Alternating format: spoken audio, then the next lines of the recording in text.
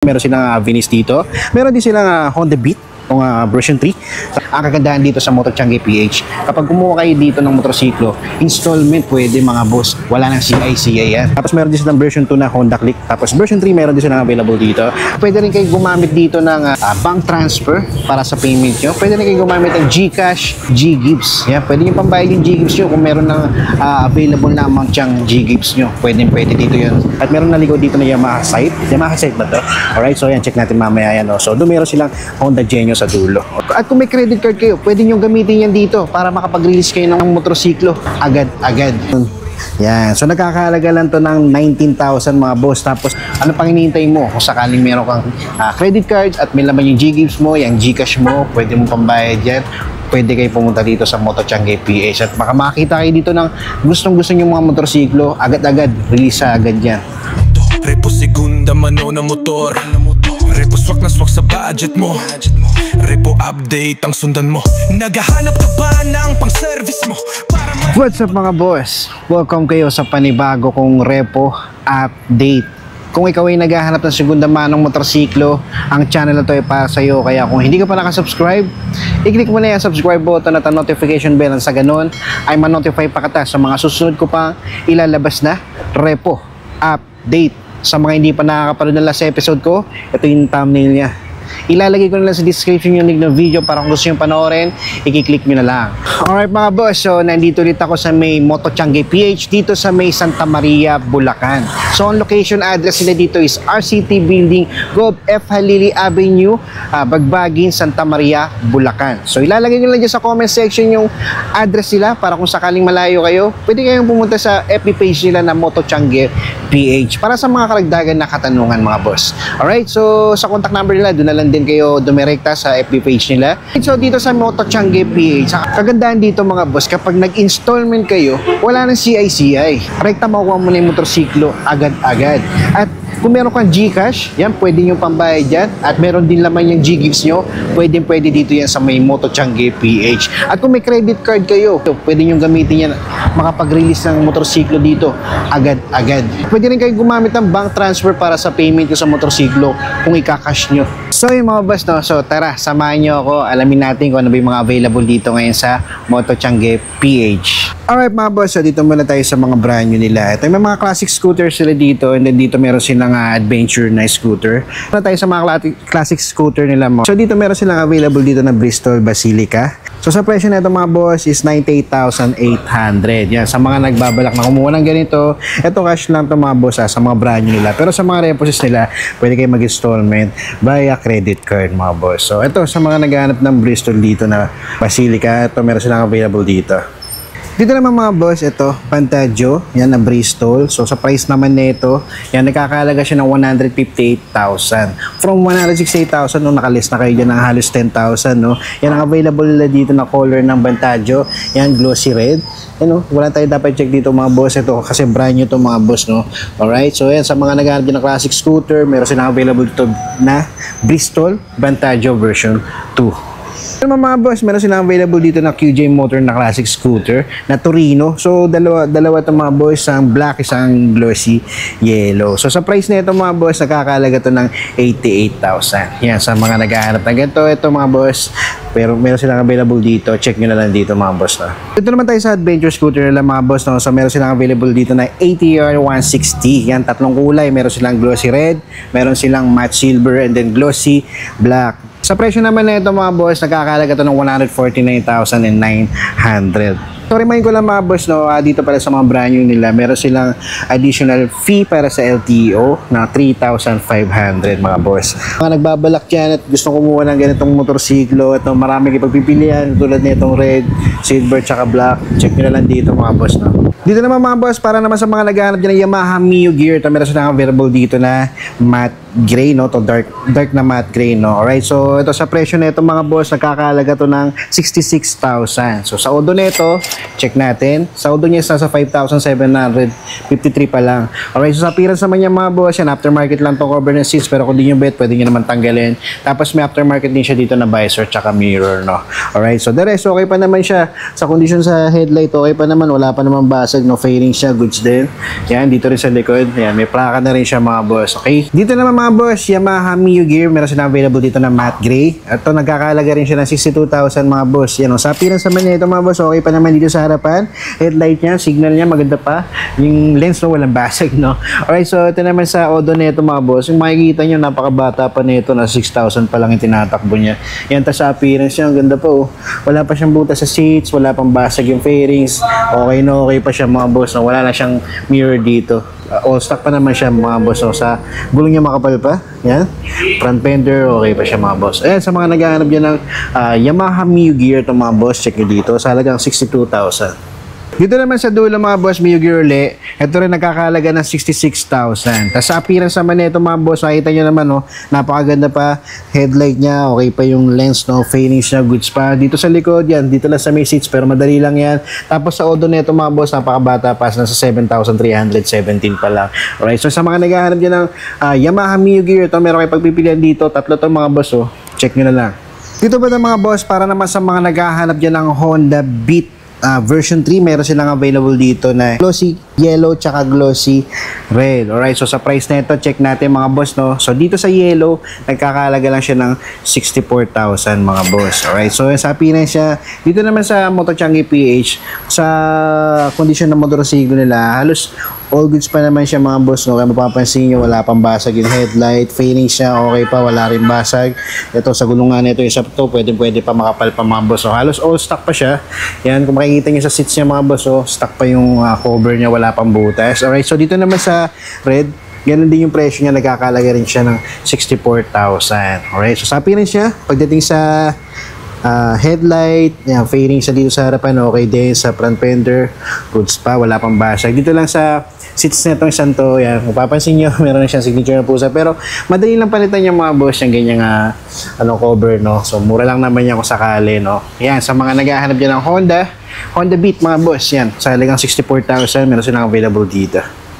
Dito naman banda mga boss, para naman sa mga naghahanap dyan ng Yamaha Mio Pacho, ito meron silang available dito na matte orange. Alright, so yan, sa price na ito mga boss, nakakalaga to ng 84,000. Yan, sa appearance naman na ito mga boss, pagdating dito sa harapan, okay pa naman siya.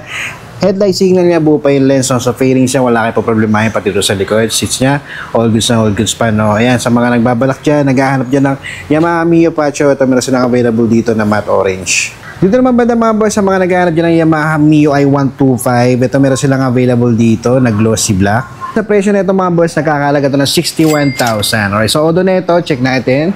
Yan, 6,193 pa lang yung tinatakbo na ito. Pero sa appearance siya mga boss, all goods pa siya pag hindi sa harapan, no? Wala pang basag yung headlight signal niya. Fairing siya, napakaganda pa ng kondisyon sa gulong niya, makapal pa. Tapos dito naman sa likod, goods na goods pa. Dito lang sa may inner fairing siya, dito sa may bandang engine, missing na. Pero yan, check nyo lang dito mga boss, kung sakaling ganito hinahanap nyo, pwede nyo i-check to dito mga boss. Alright, so sa mga naghahanap nyo ng Yamaha Mio i125 glossy black, ito check nyo dito mga boss. Dito naman banda mga boss, yan, sa mga naghahanap dyan ng Suzuki Bergman Street, ito meron silang available dito, meron silang maroon, merong glossy white, at meron din silang gray, no. So sa presyo ng mga Bergman nila mga boss, nagkakalaga siya ng 65,000. So ayan, no, meron silang maroon dito, kaya lang dito sa may seats niya, mapapansin nyo dito sa may seats niya, no, pamalit na yung cover, no. Pero madali lang yan mga boss, pero the rest okay pa naman yung fairings na ito. Visor niya, headlight niya, okay pa, yan, wala pang basag. Front fender, gulong niya, makapal pa. Tapos ito naman sa puti, ganun din, ang ganda rin ang kondisyon ng headlight niya, no, wala pang basag, gulong niya makapal pa. Dito pa yung stock visor niya. Tapos madali dito sa likod niya, meron lang siyang issue sa may seats, pero madali lang yung mga boss. Tapos dito naman sa isa, eto okay din mga boss, oh. Yan. So nakikita niyo naman sa camera mga boss, no. Tapos yan, sa likuran, yan, sa seats nga lang, pamalit na. Alright, so yan, sa mga naghahanap dyan ng Suzuki Bergman Street mga boss, ito pwede nyo check dito. Meron kayo pagpipilian, gray, white, tsaka itong maroon. Dito naman banda mga boss, sa mga naghahanap dyan ng pang negosyo, yan, pang tricycle na motorsiklo, meron silang available dito na TMX na 125, no? So sa presyo ng TMX nila mga boss, nakakalaga siya ng 39,000. Alright, so sa odo neto is nasa 8,000 pa lang mga boss, mababa pa tinatakbo neto. Yan, no, okay pa to. Sa mga naghahanap dyan ng TMX, oh, eto, headlight signal niya okay pa, gulong niya makapal pa, oh. Yan, so all goods pa to mga boss. Tapos dito naman sa tabi niya, same unit din siya, Honda TMX din siya mga boss. Ito naman nagkakalaga siya ng 45,000. Tapos sa odo na ito, check natin. yan, nasa 14,000. Sa appearance niya mga boss, pagdating sa headlight niya, okay pa naman siya. Tapos dito sa may signal niya, aftermarket na, no? Tapos gulong niya, okay pa naman yung front fender, kompleto pa naman siya mga boss, no? Alright, so yan, sa mga naghahanap dyan ng Honda KMX mga boss, ito may pagpipilian kayo dito, isang red, isang gray. Alright mga boss, so dito na tayo sa labas, no? Ayan, pakita ko na sa inyo yung mga motorsiklo nila dito, yung mga presyo, no? Sa mga naghahanap dyan ng Suzuki Avenix, ito meron silang available dito, isang matte black, isang glossy orange. Alright, so sa presyo nito nagkakahalaga to ng 64,000 mga boss. Yan, sa odo naman nitong dalawang Avenix na to, check natin. Itong isa, itong black, check natin. Yan, sa odo nitong kulay black, 18,000 pala mga boss. Yan, 18,028. So yan, sa may matte black, no. Tapos dito naman sa may glossy orange mga boss. Yan, check natin. And so sa odo nitong kulay orange mga boss, yan, tinulak lang, nasa 12 km pa lang siya mga boss. Alright, so yan, sa mga naghahanap dyan ng Suzuki Avenix mga boss, ito check nyo dito. Meron silang available na matte black tsaka glossy orange. Tapos ito naman sa mga naghahanap dyan ng Honda Beat na version 3, ito meron silang available na glossy gray. Ito naman nagkakalaga rin ng 64,000 mga boss. Tapos sa odo nito, check natin.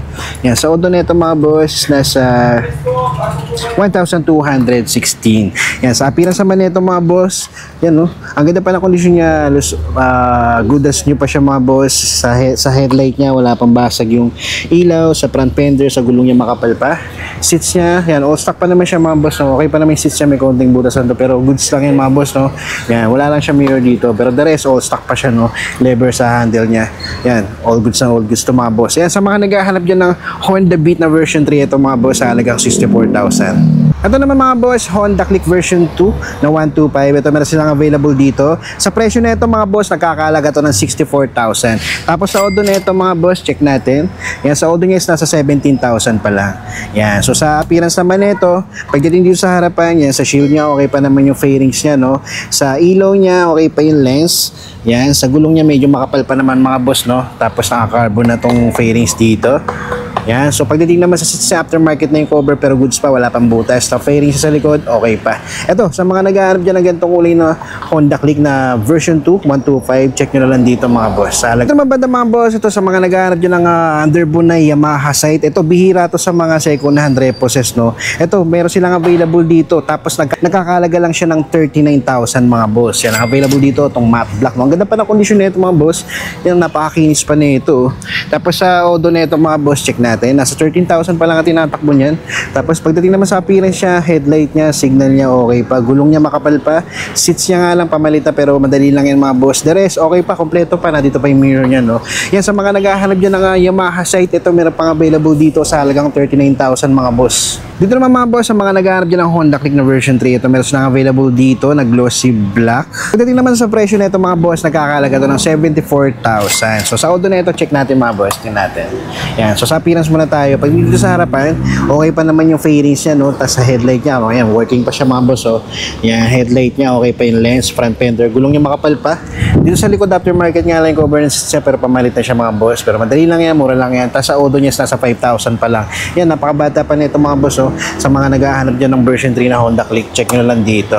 Ito naman mga boss, sa mga naghahanap rin dyan ng Honda Beat, ito meron ulit sila dito na glossy gray. Halos pareho lang ng isa, no?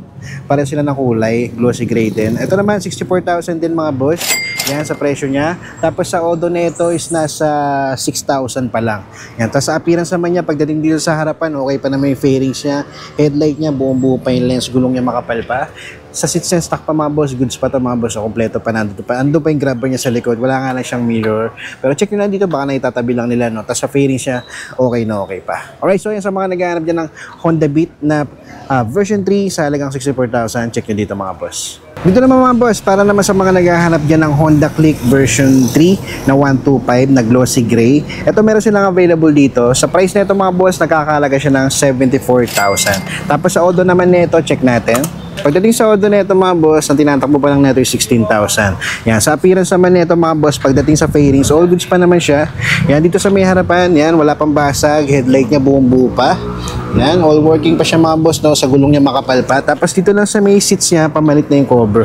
Pero madali lang yan mga boss. Alright, so sa mga nag-aandang ganitong kulay na Honda Click mga boss, check nyo lang dito. Yan, sa halagang 74,000. Dito naman mga boys, sa mga naghahanap dyan ng Honda Click na version 2 na 125, ito meron silang available dito glossy red. Yan, sa presyo naman nito mga boss is nasa 64,000. Tapos pagdating naman sa odo nito, check natin. Yan, tinatakbo pa lang nito mga boss 12,856 yan. So pwede pa mga boss, hindi pa ganun kalayo, no. Tapos pagdating naman sa fairing siya, wala pang basag, okay na okay pa siya. Dito sa harapan, yan, all goods pa siya mga boss, may sticker lang. Tapos headlight niya, goods pa yung lens, no. Yan. Tapos front fender, sa gulong nga lang niya medyo manipis na pero pwede pa mga boss. Tapos dito sa seats niya, pamalit na siya. Kung mapapansin niyo may butas na pero madali lang ito mga boss, mura lang tong cover, no. So the rest okay pa, kompleto pa, grab bar na dito pa. Alright, so sa mga naghahanap dyan ng version 2 na Honda Click 125, ito meron silang available dito glossy red mga boss. Dito naman banda mga boss, sa mga naghahanap dyan ng classic scooter, meron silang available dito na Honda Genio. Yan, matte black yung kulay niya. Ito naman sa presyo na ito mga boss, nagkakalaga to ng 58,000. Tapos pagdating naman sa odo na ito mga boss, check natin. Yan, sa odo niya is nasa 5,206 lang. Alright, so sa appearance niya mga boss, pagdating sa fairing siya, kung mapapansin nyo, wala pa naman siyang basag, napakakinis pa. Stock yung seats niya, wala pang butas, grab bar niya nandito pa. At meron na rin siyang plate mga boss. Tapos pagdating naman dito sa unahan, dito sa may headlight niya, wala pang basag yung lens, pati signal, goods pa. Fairing siya, okay pa, pati front fender. Gulong niya bago pa mga boss, oh. Alright, so sa mga naghahanap dyan ng Honda Genio, ito sa halagang 58,000 mga boss. Check nyo na lang dito. And last mga boss, ito sa mga naghahanap dyan ng budget meal na motorsiklo, ito meron silang available dito. Meron silang Passion.